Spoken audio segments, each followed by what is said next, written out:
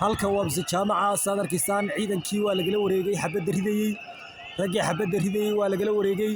imanka dhalinyaradu waxay isku dayayaan inay soo jiiraan ciidanka maadaama ciidanku adeegsaday hub iyo rasaas halkaan imanka taaganay waa bisi jaamaca weyn saad la wada socotaan dadka halkan isugu yimaadeen waxay ku dhawaaqayaan doorasho mudaharaadkii ugu weynaa ayaa ka socda bisi jaamaca magaalada Hargeysa doorasho ayay dadku ku dhawaaqayaan iyo aabba ciro saad arkaysaan وكان dadku aad u mudaharaadayaan way soo jiideen imankay soo jiideen ku socda